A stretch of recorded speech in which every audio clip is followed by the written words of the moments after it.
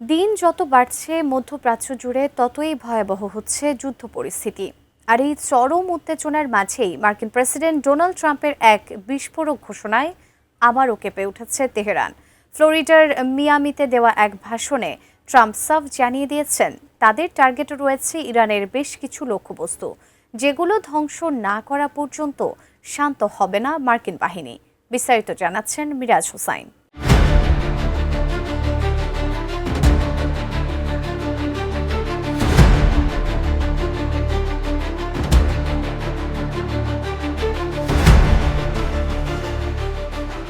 ইরানের সাথে মার্কিন ও ইসরায়েল যুদ্ধের 1 মাস পেরোলেও থামার কোনো লক্ষণ নেই, বরং হামলার পরিধি আরও বাড়ানোর পরিকল্পনা করেছে ওয়াশিংটন। মিয়ামির এক সম্মেলনে প্রেসিডেন্ট ডোনাল্ড ট্রাম্প স্পষ্ট করেছেন যে ইরানের সামরিক ও পারমাণবিক অবকাঠামোর একটি বড় অংশ এখনও অক্ষত। তার দেয়া তথ্য অনুযায়ী ৩,৫৫৪টি নির্দিষ্ট পয়েন্টে আঘাত হানার পরেই কেবল যুদ্ধের ভবিষ্যৎ নিয়ে পরবর্তী সিদ্ধান্ত নেওয়া হবে। এর মাধ্যমে ট্রাম্প প্রথমবারের মতো স্বীকার করলেন যে পরিস্থিতি এখনও পুরোপুরি যুক্তরাষ্ট্র ও ইসরায়েলের নিয়ন্ত্রণে আসেনি। প্রেসিডেন্টের এই কঠোর অবস্থানের সুর শোনা গেছে মার্কিন পররাষ্ট্রমন্ত্রী মার্কো রুবিওর কণ্ঠেও।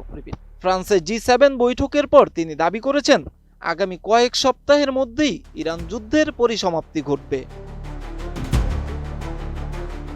রুবিও জোর দিয়ে বলেছেন ইরানে কোনো স্থলবাহিনী না পাঠিয়েই কেবল আকাশপথ আর প্রযুক্তির জোরে কাঙ্ক্ষিত বিজয় ছিনিয়ে আনা সম্ভব।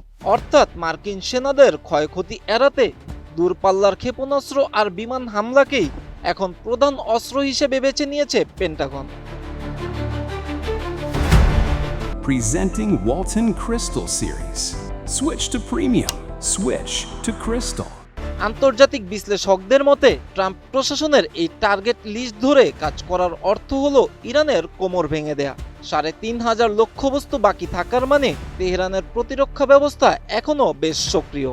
তবে সরাসরি স্থল অভিযান এড়িয়ে যাওয়ার কৌশলের পেছনে নিজের দেশের জনমতের চাপ এবং সেনাদের প্রাণহানি কমানোর উদ্দেশ্য থাকতে পারে বলে মনে করছেন সমর বিশেষজ্ঞরা।